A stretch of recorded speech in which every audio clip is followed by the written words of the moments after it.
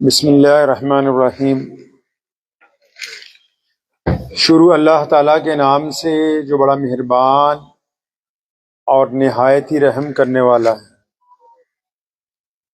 تمام ساتھی، تمام احباب درود پاک پڑھ لیجئے۔ اللہم صلی علی محمد وعلی آل محمد کما صلیت علی ابراہیم وعلی آل ابراہیم انک حمید مجید۔ اللہم بارک علی محمد وعلی آل محمد کما بارکت علی ابراہیم وعلی آل ابراہیم انک حمید مجید۔ مکہ المکرمہ میں پیارے نبی حضرت محمد رسول اللہ صلی اللہ تعالی علیہ وسلم کے دور کی بات ہے کہ قریب کے گاؤں کا ایک آدمی اپنے اونٹ بیچنے کے لیے منڈی میں آیا۔ جب اس نے اپنے جانور فروخت کر دیے تو جن لوگوں نے وہ خریدے انہوں نے اسے کہا کہ آپ کو ہم پیسے کل کو دیں گے، آج نہیں دیں گے۔ تو چنانچہ وہ رک گیا، دوسرے دن گیا ان کے پاس، وہ کہندے بھی آج نہیں دواں گے، پھر کل نو دواں گے۔ کرتے کرتے 3-4 دن نکل گئے، پریشان ہو گیا، غریب آدمی تھا۔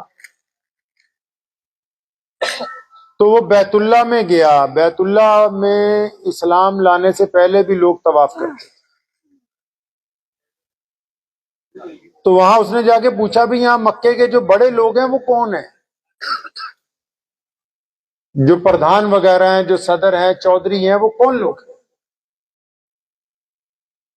تو اسے کسی نے بتایا کہ وہ سائیڈ پہ جو عتبہ، ولید، عبداللہ بن جدان، امیہ، یہ سب لوگ جو بیٹھے ہوئے ہیں یہ یہاں کے بڑے لوگ ہیں۔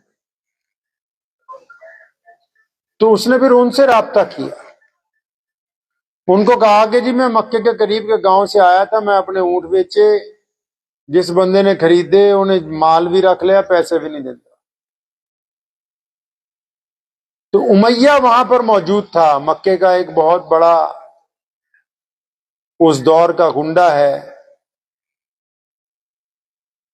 مالدار آدمی ہے، کمیشن ایجنٹ سمجھ لیجئے۔ تو اس نے اس غریب آدمی کو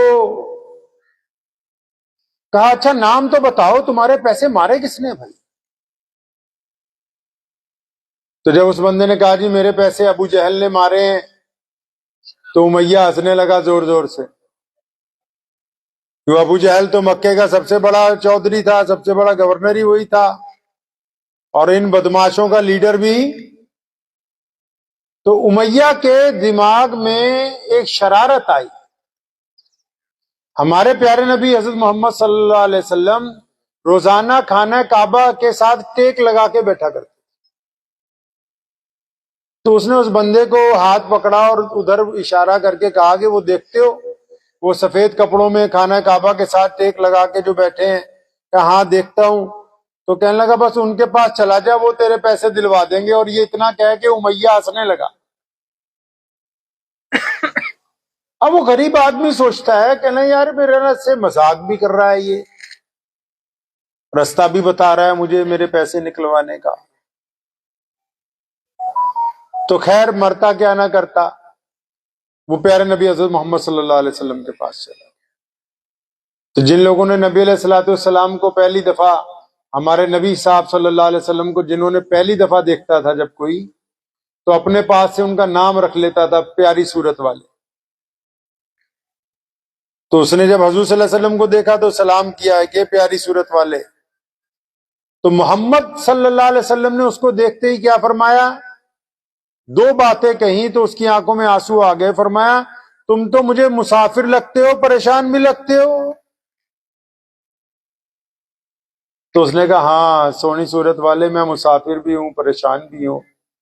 تو محمد علیہ السلام اٹھ کے کھڑے ہوئے، اس کا ہاتھ پکڑا، فرمایا اچھا تم مسافر بھی ہو، پریشان بھی ہو، تو پہلے گھر چلو، تمہیں کھانا وانا کھلاتے ہیں، اس کے بعد تمہارا مسئلہ سنو۔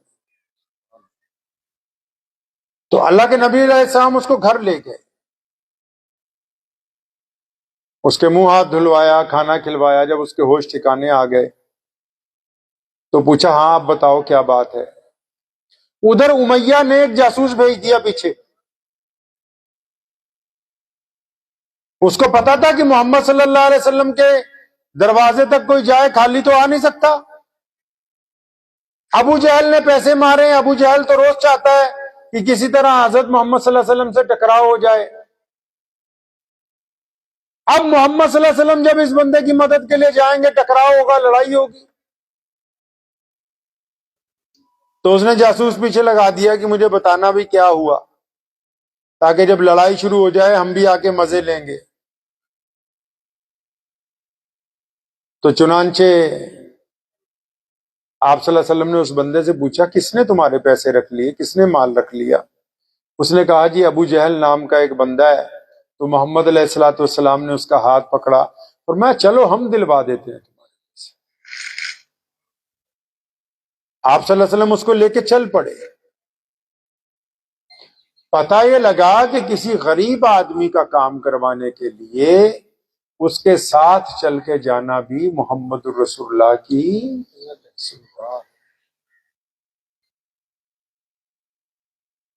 آپ پہنچے ابو جہل کے گھر، کنڈی کھٹکھٹائی، ابو جہل باہر نکلا.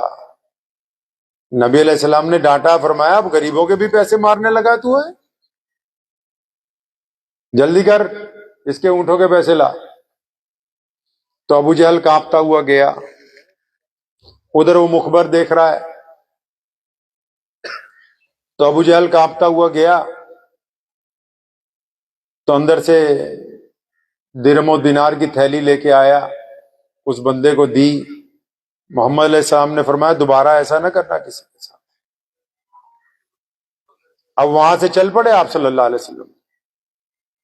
ادھر مخبر نے جا کے اطلاع دے دی امیہ کو، سارے چودھریوں کو، کہ بھائی تمہارا تو جو بڑا تھا وہ تو بھیگی بلی بن گیا محمد رسول اللہ کے سامنے.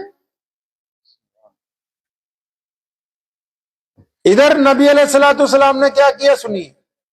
جس بندے کے پیسے دلوائے اس کو نبی علیہ السلام کہتے ہیں کہ اب مجھے اجازت ہے میں جاؤں، آپ بھی اپنے گھر چلے جائیے.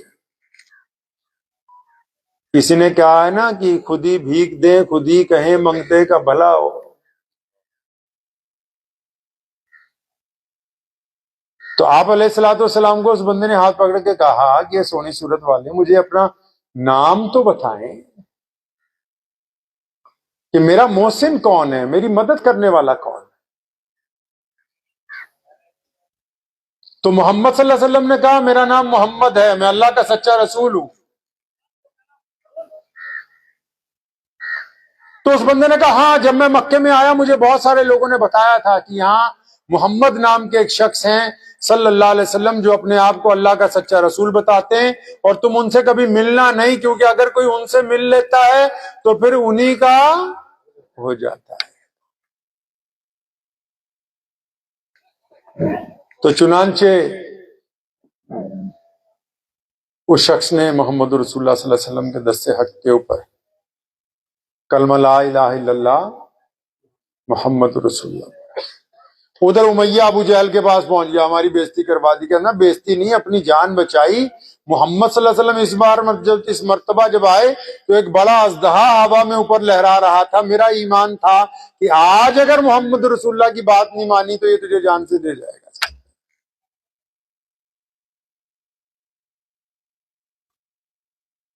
چند دنوں کی بات ہے کہ اللہ تعالیٰ نے حکم دیا نبی صلی اللہ علیہ وسلم کو کہ ہجرت کرو. آپ نے مدینہ کی طرف مکے کو چھوڑ کے ہجرت کی. تو جس رات ہجرت کی مکے سے مدینے کی طرف، تو محمد صلی اللہ علیہ وسلم نے ابو بکر صدیق رضی اللہ عنہ کے گھر کے دروازے پر جا کے آہستہ سے آواز دی، ابو بکر.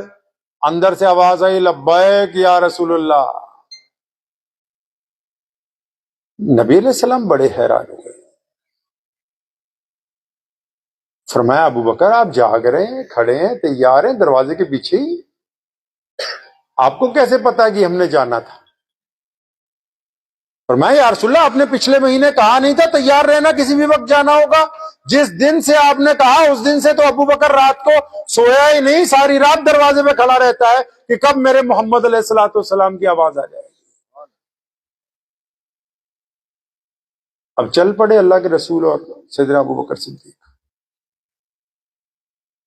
ابھی 2-4 گھنٹے ہوئے ہوں گے، ابو جہل، عتبہ، ولید، امیہ، عبداللہ بن جدان، ابو لہب، عتبہ اور اس کے بیٹے، یہ سارے کے سارے ان کو پتہ لگ گیا بھی محمد صلی اللہ علیہ وسلم چلے گئے، بوکھلا گئے، ہائی الرٹ ہو گئے، مکے کی ناکہ بندی کر دی گئی، ڈھونڈو۔ اب سید محمد صلی اللہ علیہ وسلم کو سیدنا ابو بکر صدیق رضی اللہ تعالیٰ ایک غار میں لے گئے، اب یہ ڈھونڈ رہے ہیں، صبح ہو گئی، تلاش کرتے رہے، آپ صلی اللہ علیہ وسلم کا پتہ نہیں۔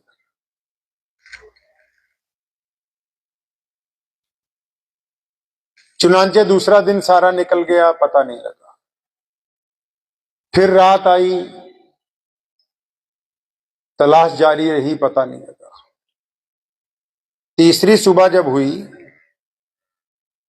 ایک مخبر نے ابو جہل کو، جو مکے کا گورنر تھا، اس کو جا کے یہ بات کہی کہ یہ تو نہیں پتہ لگ رہا کہ محمد صلی اللہ علیہ وسلم کہاں ہیں، ابو بکر کہاں ہیں، لیکن اتنا پتہ لگ گیا کہ ان تک کھانا کون پہنچاتا ہے۔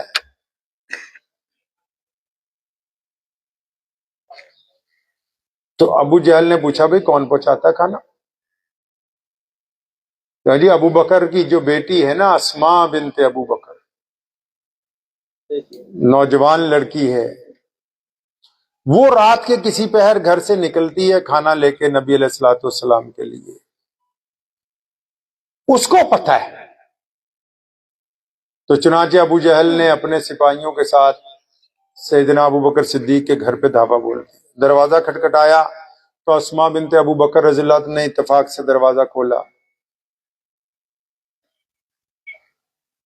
بڑی شدت سے ان کو مارا ابو جہل نے، کان پھٹ گیا، جسم لہو لہان ہو گیا۔ کسی نے ابو جہل کو کان میں کہا کہ یہ ابو بکر کی بیٹی ہے، بہت بڑا خاندان ہے، خدا نہ خواستہ اگر یہ شہید ہو گئی تو تیرے لیے بڑا مسئلہ کھڑا ہو جائے گا۔ لیکن ابو جہل نے باز نہیں آیا، اس نے کہا سیدنا اسماء بنت ابو بکر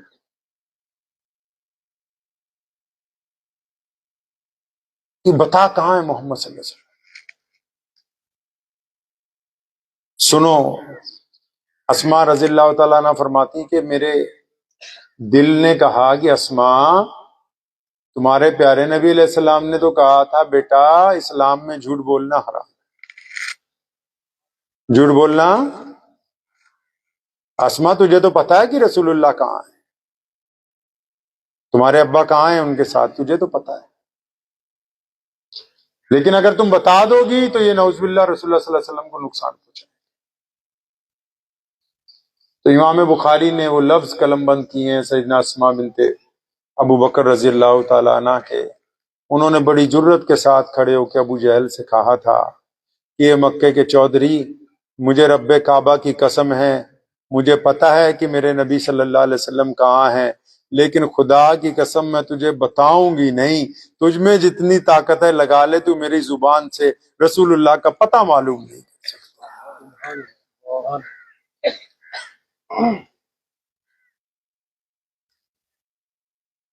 ادھر محمد صلی اللہ علیہ وسلم جب مدینے پہنچے، کہ باتیں میں وہی بتا رہا ہوں جو آپ کو نعیم بھائی نے بتائی، لیکن میں نبی علیہ الصلوۃ والسلام کے حوالے سے آپ کو وہاں لے جانا چاہتا ہوں۔ ادھر محمد صلی اللہ علیہ وسلم جب مدینے پہنچے تو کسی نے کہا یا رسول اللہ پہلے گھر بنائے، کسی نے کہا پہلے مسجد بنائے، کسی نے کوئی مشورہ دیا، کسی نے کوئی مشورہ دیا۔ امام بخاری نے لکھا ہے کہ ہمارے نبی علیہ الصلوۃ والسلام نے پوچھا کہ مدینے میں اہل ایمان کی مردم شماری کیا ہے. انہوں نے کہا کہ مدینے میں مردم شماری غیر مسلم اقوام کے برابر ہے. تو فرمایا ٹھیک ہے، تو جو لوکل جو پنچایت ہے ان کو بلاؤ، ہم ان کے اور ہمارے درمیان ایک معاہدہ لکھیں گے جس کے تحت یہ طے ہو سکے گا کہ ہمارے کیا حقوق ہیں اور ان کے کیا حقوق ہیں. چنانچہ وہ معاہدہ نامہ لکھا گیا. تو اس کے بعد مسجد نبوی کی جب تعمیر کی ہے نبی علیہ الصلوۃ والسلام، مسجد نبوی کی تعمیر میں ابھی بنیادیں اٹھ رہی ہیں تو محمد صلی اللہ علیہ وسلم نے ایک چبوترا بنوانا شروع کر دیا.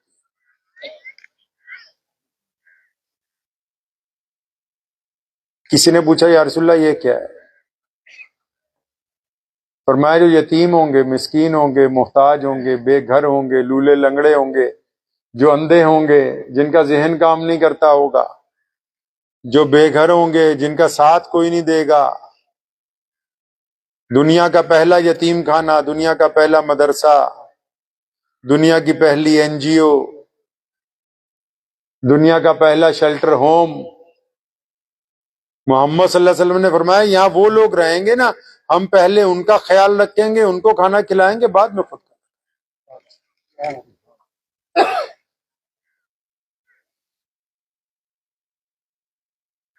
نبی علیہ الصلوۃ والسلام نے، آج تو ہم اپنے نظام کو روتے ہیں، پیارے محمد صلی اللہ علیہ وسلم نے زندگی گزارنے کا ایک خوبصورت طریقہ دنیا بھر کے انسانوں کو دیا ہے. خوبصورت طریقہ. اسلام نے دو لفظی نظام کہ خدا اور رسول کو ماننے والے لوگ برابری کی بات کریں، مساوات کی بات کریں، اونچ نیچ کی بات نہیں کریں گے، دوسرے سے نفرت کی بات نہیں کریں گے، گورے اور کالے میں فرق محسوس نہیں کریں گے. اس کام کے لیے اللہ کریم نے مسجدیں عطا کی، نمازیں عطا کی، روزے عطا کیے. لیکن آج ہم ان چیزوں کی خوبصورتی کو بھول گئے.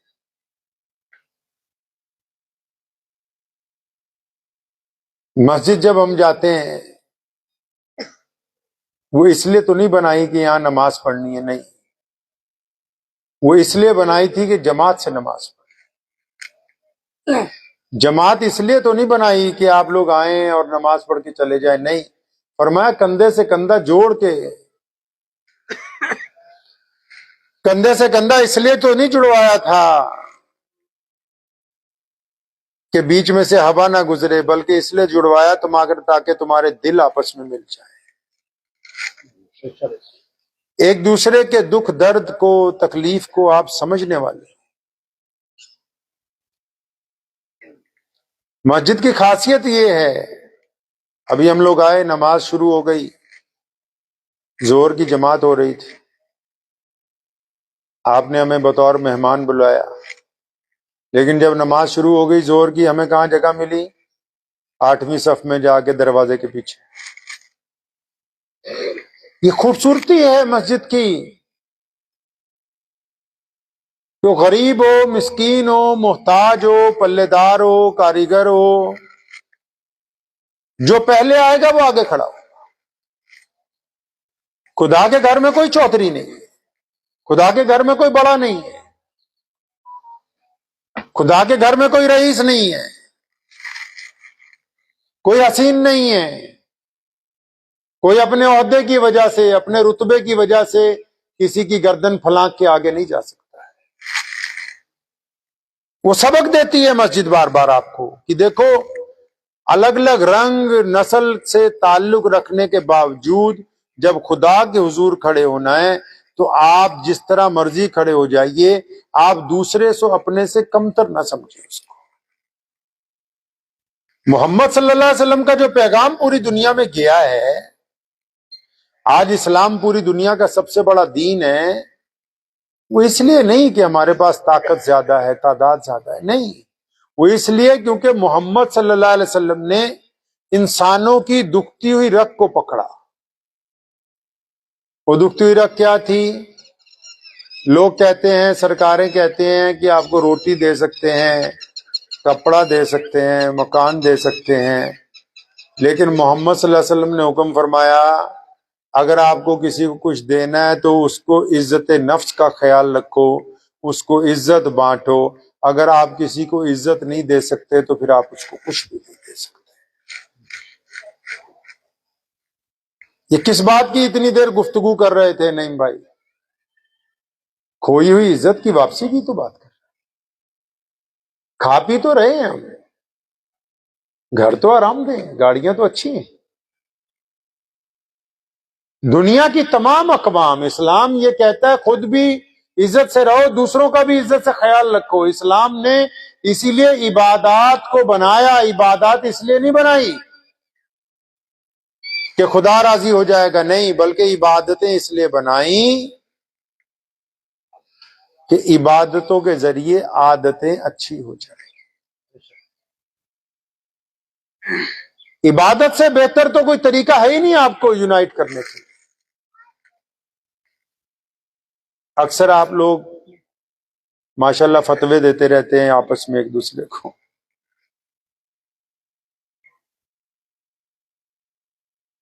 ایک بندہ نماز پڑھتا ہے، سنو نماز کیا کہتی ہے.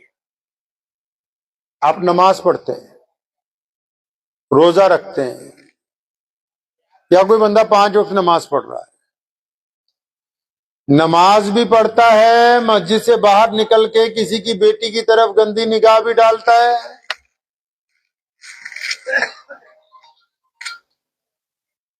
اب بیٹی چاہے کسی کی بھی ہو. محمد صلی اللہ علیہ وسلم مسجد نبوی میں بیٹھے تھے، حاتم طائی کی بیٹی آئی، اس کے سر پہ دوپٹہ نہیں تھا. پیارے محمد علیہ الصلوۃ والسلام نے اپنی رحمت والی چادر اتار کے بھیجی، ان کے سر کے اوپر رکھی. اس شہزادی کی، اس کی آنکھوں میں آنسو آ گئے. فرمایا یا رسول اللہ، میں تو سمجھی تھی کہ آپ ریاست کے بادشاہ ہیں، آپ تو دلوں کے شہنشاہ بن کے تشریف لائے جو دوسروں کی بیٹیوں کو عزت بانٹنے کی بات کر رہے ہیں. ایک صحابی نے کہا تھا کان میں، یا رسول اللہ یہ دشمن کی بیٹی ہے، آپ اپنی چادر رہنے دیں، میں اپنی چادر دوں گی. محمد صلی اللہ علیہ وسلم نے ڈانٹا، فرمایا آج تو یہ بات کہہ دی، آئندہ مت کہنا. بیٹی صرف بیٹی ہوتی ہے، خواہ اپنی ہو یا پھر کسی اور کی ہو. نماز پڑھ کے کسی کی بیٹی کی طرف گندی نگاہ ڈالنا، نماز پڑھ کے ٹھگی مارنا، نماز پڑھ کے چوری کرنا، سارا قصور دوسروں کا ہی تھوڑی ہے، ہم نے بھی تو کچھ نہ کچھ کر رکھا ہے.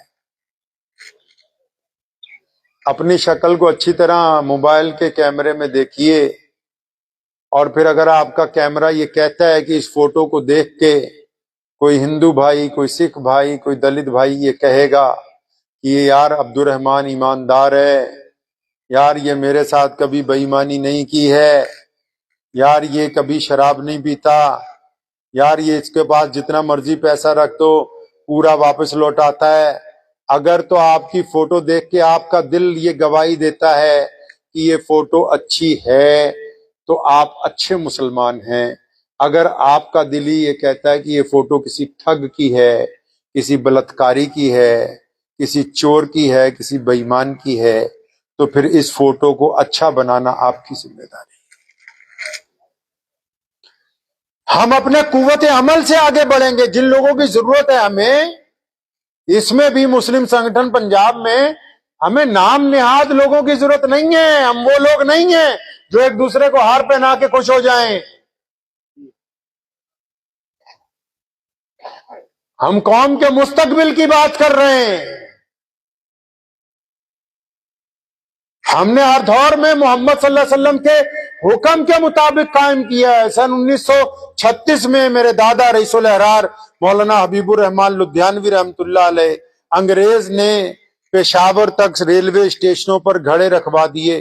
ان گھڑوں کے اوپر لکھوایا ہندو پانی، ایک گھڑے پہ لکھوایا مسلمان پانی. ہر ایک اسٹیشن پہ جب ٹرین آتی تھی تو 2 آدمی الگ الگ جگہ آواز لگاتے تھے کہ ہندو پانی پیو، مسلمان پانی پیو. تو مولانا حبیب الرحمان لدھیانوی نے، گوگل پہ دیکھ لیجئے گا، تو مولانا حبیب الرحمان لدھیانوی نے لدھیانہ کے گھاس منڈی چوک میں سارے ہندو سکھ دوستوں کو بلایا اور کہا یار اگر تو ایک ہی پانی پینا ہے تب دیش آزاد ہوگا، مٹکے توڑ دیے جا کے، سزا ہو گئی، کوئی بات نہیں، ہم کو ہر جگہ اپنی ذمہ داری ادا کرنی ہے، ہر جگہ، کاروبار میں بھی، مسجد میں بھی، دیش میں بھی، سیاست میں بھی آپ اپنی ذمہ داریوں سے بھاگ رہے ہیں۔ یہ جس علاقے میں بیٹھا ہوں شہید اعظم سردار بھگت سنگھ کا علاقہ ہے، اور ایک دور تھا جب لوگ بھگت کو آتنک کے نام سے انگریز اخباروں میں چھپواتا تھا، اس دور میں میرے دادا مولانا حبیب الرحمان لدھیانوی نے ان کے پریوار کو، سردار کلتار سنگھ کو، سردار کشن سنگھ کو، ان کی بہن کو اپنے گھر میں 3 مہینے رکھا، جب انگریز اس بات کے لیے ظالم تھا کہ ان کے کسی رشتہ دار کو کوئی اپنے ساتھ جوڑ نہیں سکتا ہے۔ ہمیں معاشرے کے ہر ایک حصے میں اپنا کردار ادا کرنا ہے۔ میں نے نظام کو کہا ابھی یہاں آ کے کہ جلسے میں غیر مسلم دوستوں کو کیوں نہیں بلایا، کہ جی زیادہ کوئی تعلق بنایا ہی نہیں۔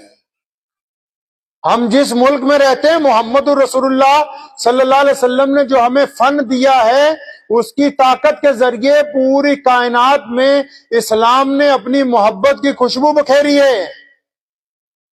پر دکھ کی بات تو یہ ہے نا کہ اگر اب ہم اپنے میں سے کسی قائد کو آگے بھیجنا چاہتے ہیں تو باقی قائد جو ہیں اس کی ٹانگیں کھینچنے کے لیے تیار بیٹھے۔ اپنی ذمہ داری ادا کیجئے۔ یہ جو واقعات میں نے نبی علیہ الصلوۃ والسلام کے آپ کو سنائے ہیں، ان کا مطلب یہ ہے کہ اگر آپ اپنی پرائیویٹ زندگی کو اچھا نہیں کریں گے تو آپ کسی کے لیے کچھ نہیں کر سکتے۔ سب سے پہلے اپنی نیت کو اچھا کریں۔ اگر تو نیت درست ہے تو خدا کی مدد ہے، اگر نیت درست نہیں تو خدا کی مدد ہے۔ اپنی نیت کو درست کیجئے، اچھا کیجئے اس کو۔ یہ سنت ہے محمد صلی اللہ علیہ وسلم کی کہ جب بھی آپ سوچیں گے تو پازیٹو سوچیں گے۔ کیسے سوچیں گے جی؟ کیسے سوچیں گے؟ پازیٹو سوچیں۔ ایک قصہ آپ کو سناتا ہوں پھر اپنی بات کرتا ہوں۔ آپ لوگ کیسے سوچتے ہیں اور ہمارے نبی صلی اللہ علیہ وسلم کیسے سوچتے ہیں؟ مدینے میں ایک وقت آیا جس کو کہتے ہیں جنگ خندق۔ جنگ خندق کہتے ہیں کھائی کھودی گئی تھی تاکہ دشمن مدینے میں نہ آئے، مکے سے دشمن آ رہا تھا۔ تو کھائی کھودتے کھودتے رستے میں ایک اتنی پہاڑی کا ٹکڑا آ گیا جو ٹوٹ نہیں رہا تھا۔ گرمی کے دن تھے، قحط پڑا ہوا تھا، بھوک پیاس۔ جن صحابہ کی وہاں ڈیوٹی تھی جن سے ٹوٹ نہیں رہا تھا، انہوں نے محمد صلی اللہ علیہ وسلم کو کہا یا رسول اللہ وہ ٹوٹ نہیں رہا۔ اللہ کے نبی علیہ السلام خود موقع پہ پہنچے، ہتھوڑا پکڑ کے زور سے مارا، اس میں درار پیدا ہو گئی سلیب میں۔ اللہ کے نبی علیہ السلام نے کیا فرمایا؟ فرمایا اللہ نے فارس کی چابیاں مجھے عطا فرمائی۔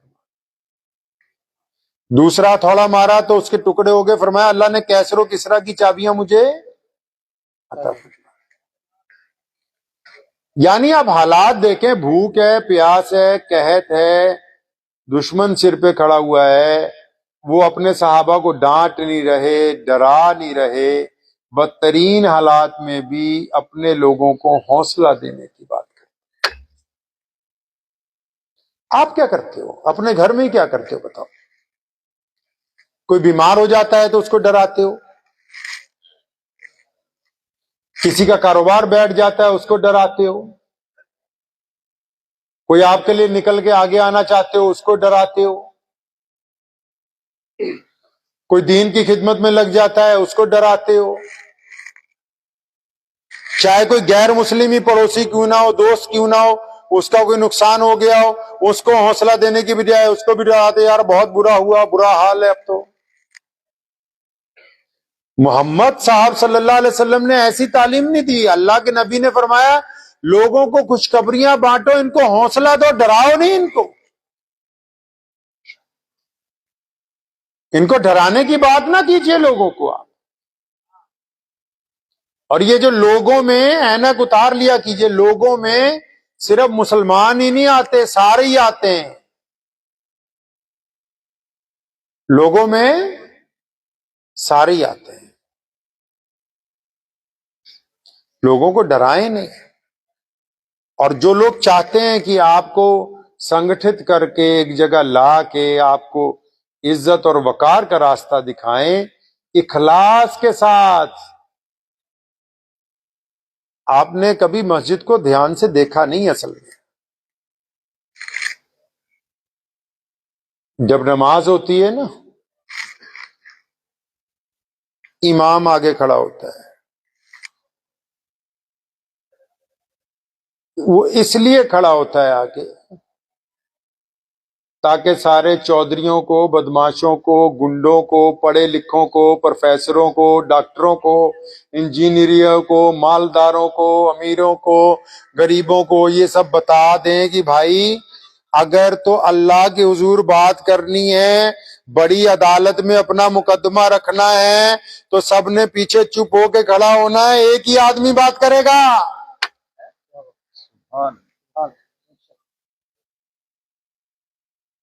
تبھی تو نیت میں کہا کہ میں نیت کرتا ہوں پیچھے، ہاں بھئی اس کا کہنا مانوں گا یہ جو کر رہا ہے۔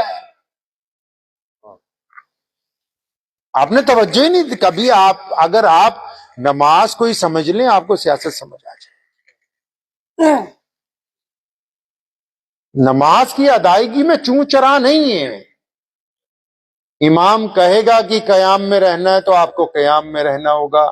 امام اگر جس وقت آئے گا رکوع میں جائے گا تو آپ کو رکوع میں رہنا ہوگا۔ جب امام کہے جائے گا سجدے میں تو آپ کو سجدے میں رہنا ہوگا۔ جب امام سلام پھیرے گا اس وقت آپ کو سلام پھیرنا ہوگا۔ آپ کو اس کی اطاعت اور فرما برداری میں ہی نماز مکمل ہوگی۔ اگر آپ امام سے بغاوت کریں گے تو آپ کی نماز نہیں ہوگی۔ تو اسی طرح آپ دنیا میں سیاست کے امام سے بھی بغاوت کریں گے تو آپ کی نماز نہیں ہوگی۔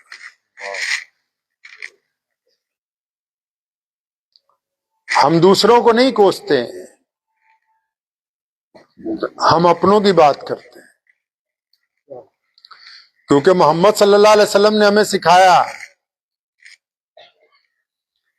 ہم اپنی خوبیوں کے بل کے اوپر۔ آپ کو پتا ہے اسلام دنیا کا وہ خوبصورت مذہب ہے جس نے کبھی کسی مذہب، کسی دھرم کے خلاف کوئی بات نہیں کی۔ اسلام کہتا ہے اپنی بات کرو، اپنی خوبی کی بات کرو، اپنے طریقے کی بات کرو، اپنی محبتوں کی بات کرو۔ اب آپ کو یہ دیکھنا ہے کیا آپ محمد صلی اللہ علیہ وسلم کے مطابق کھرے اترتے ہیں؟ محمد علیہ الصلوۃ والسلام چاہتے ہیں کہ بچے وقت پر تعلیم حاصل کریں۔ محمد علیہ الصلوۃ والسلام چاہتے ہیں کہ جب جوان بڑے ہو جائیں تو وہ کاروبار کے اندر لگ جائیں۔ محمد علیہ الصلوۃ والسلام چاہتے ہیں کہ جب وہ امام کے پیچھے ہوں تو اس کی اقتداء کریں، وہ اپنے امیر کی بھی اطاعت کرنے والوں میں شامل ہوں۔ محمد علیہ الصلوۃ والسلام چاہتے ہیں کہ آپ دوسروں کی مدد کرنے والوں میں شامل ہو۔ نبی علیہ الصلوۃ والسلام یہ چاہتے ہیں کہ غیر مسلموں کے ساتھ آپ کے تعلقات بہت بہترین ہوں۔ اب یہ دیکھنا ہے کہ کیا ہماری اپنی جو زندگی ہے وہ نبی علیہ الصلوۃ والسلام کے حکم سے میل کھاتی ہے کہ نہیں کھاتی۔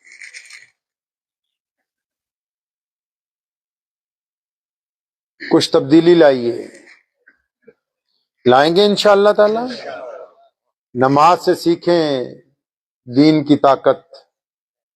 آپ تو صرف نماز کو عبادت کا ذریعہ سمجھتے ہیں، نہیں۔ حج بیت اللہ جب ہوتا ہے پوری دنیا کی بڑی بڑی حکومتیں خوف زدہ ہو جاتی ہیں۔ اس وجہ سے نہیں کہ لوگ بہت زیادہ جاتے، نہیں، اس وجہ سے کہ وہ ڈسپلن اعلیٰ تھا، محبت ایک دوسرے کا خلوص پیار ہمیں بھی تو دیکھنا ہے۔ اس ملک میں 1000 سال کی ہماری تاریخ ہے، ملک کی جنگ آزادی میں ہم نے قربانیاں دی ہیں۔ شاید ہی کسی مذہب کا کوئی ایسا لیڈر ہوگا جس کے ساتھ مسلمانوں نے ساتھ نہ دیا ہو، چاہے وہ سبھاش چندر بوس ہوں، چاہے پنجاب کیسری لالا لاجپت رائے ہوں، چاہے شہید اعظم سردار بھگت سنگھ ہوں۔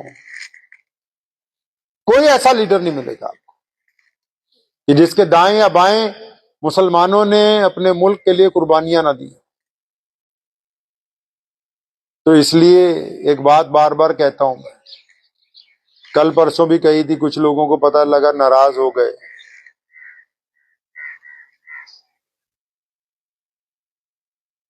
میں پرستی نے ہمیں مار دیا ہے۔ شیطان نے، اللہ نے جب آدم علیہ السلام کو بنایا، سارے فرشتیاں نو اکٹھا کیتا، فرمایا عزت کرو، سب نے کہا لبیک۔ شیطان اڑ گیا، اس نے کیا کہا؟ چھوٹی سی بات، اس نے کہا یا اللہ میں تو اس سے اعلیٰ ہوں۔ ایک چھوٹی سی بات کہی تھی شیطان نے کہ میں آدم علیہ السلام سے، اللہ نے نکال کے باہر مارا عرش سے۔ اللہ کو میں نہیں پسند لوگوں کے لیے، ورنہ یہ پسند تو اتنی ہے کہ اللہ نے اپنا نام رکھا ہوا ہے المتکبر، کہ میں تکبر کرنے والا ہوں۔ کون؟ اللہ۔ لیکن ہم میں سے کوئی کہے جی میں اتنا جی ہے جی، تو وہ بات اللہ کو نہیں پسند۔ ہم اکٹھے کیوں نہیں ہو پاتے؟ اتفاق کیوں نہیں بن پاتا؟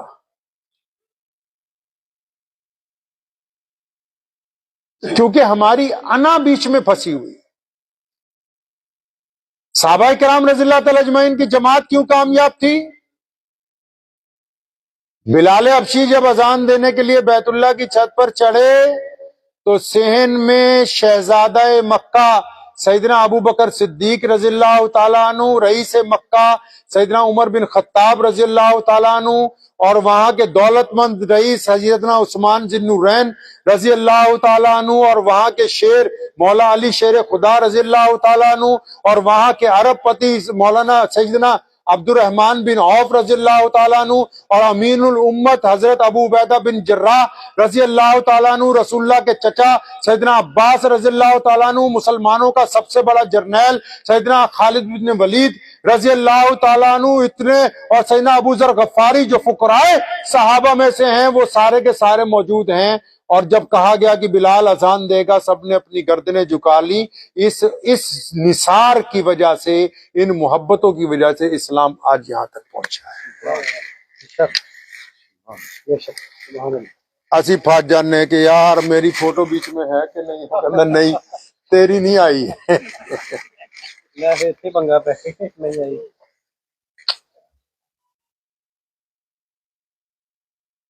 وہ کہتے ہیں نا، ایک شعر بھی ہے اس کے، محبت کی نمازوں میں امامت ایک کو سونپو ہے، محبت کی نمازوں میں امامت ایک کو سونپو، ادھر تکنے ادھر تکنے سے نیت ٹوٹ جاتی ہے۔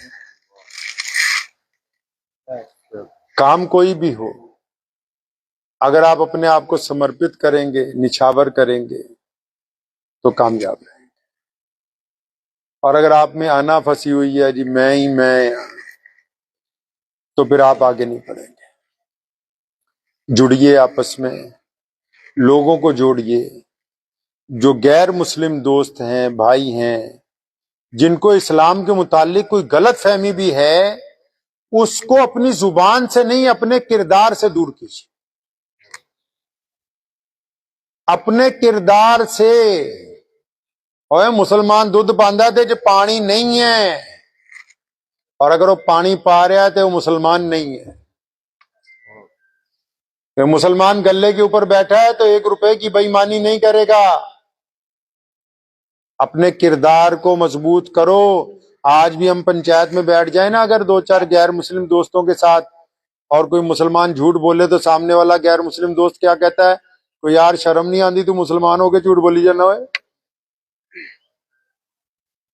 اس کا مطلب ہمارے بزرگوں نے اتنی سچائی سے اس دیش میں اپنی سماجک ویوستھا کو استھاپت کیا ہے کہ آج بھی لوگ مانتے ہیں کہ مسلمان جھوٹ نہیں بولتے، آج بھی لوگ مانتے ہیں کہ مسلمان شراب نہیں پیتے۔ اس لیے دنیا کے رنگوں میں نہ جائیے، اپنے اندر تبدیلی لائیے، لے آئیں گے انشاءاللہ۔